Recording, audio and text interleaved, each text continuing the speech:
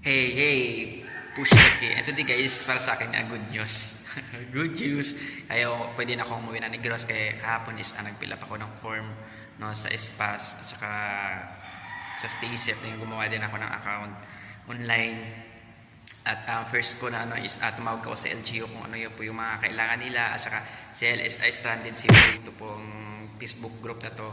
Marami ng information, marami ka na yung makakausap ng mga tao na pwedeng makatulong sa'yo. At public na group yan, hindi siya naka-private, no? Naka-public siya yan. And nakita na lang tayo sa barge. Kaya hindi ako kasi gumagamit ng cellphone pag nandyan ako sa bus. Kasi nagsusuka ako sa biyahe, kaya kita na lang tayo sa and good news. Tagal ko na kasing gustong uwi ng negros eh. Ngayon na ako nakapag-session na talagang uuwi. Kasi may namis ako. May namis ako doon. So, ito na. Kita-kita na lang tayo sa guys, ayun ako sa Tabilan Park. Kasakay na ako. Marco.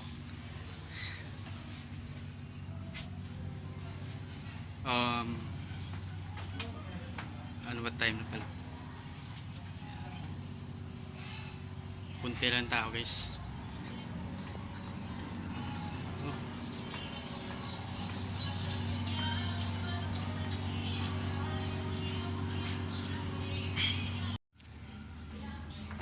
Madilim pa.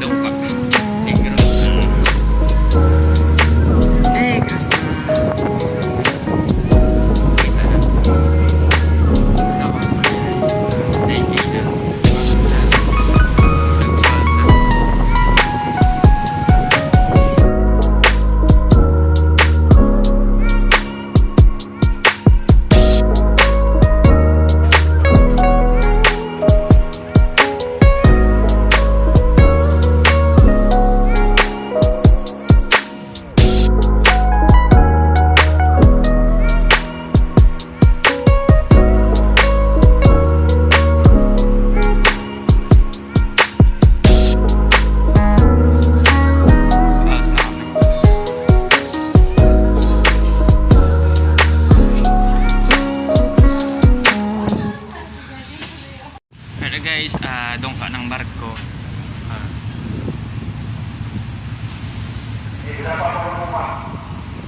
Traffic pa sa dalom. Gutok pa, gutok.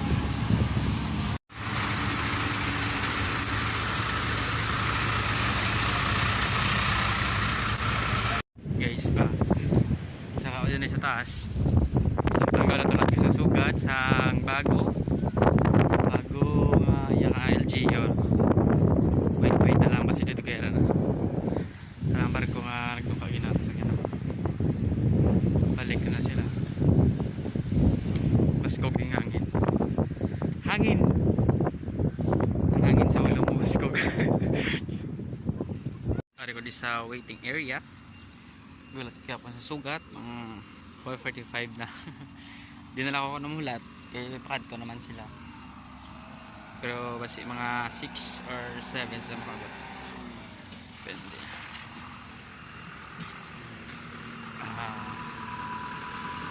Parking for wheels motor.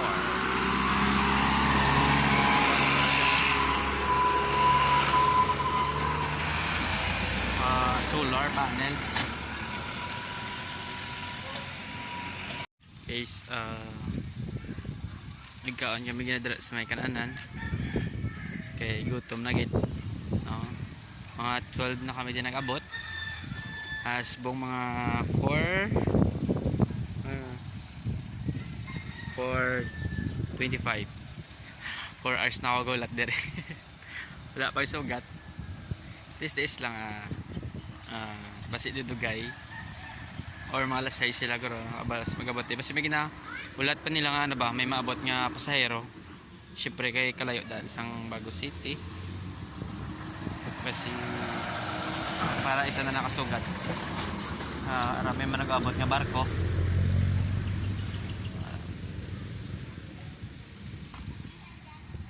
manag-abot kung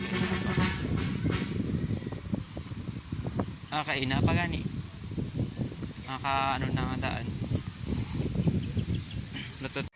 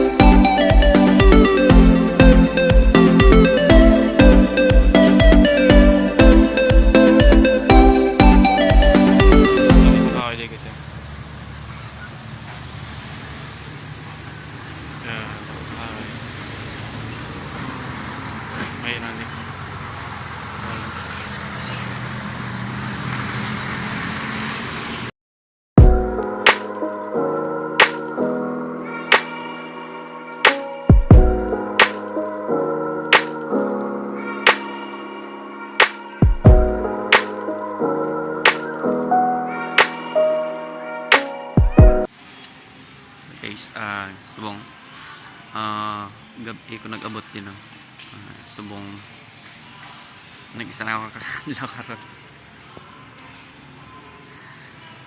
breakfast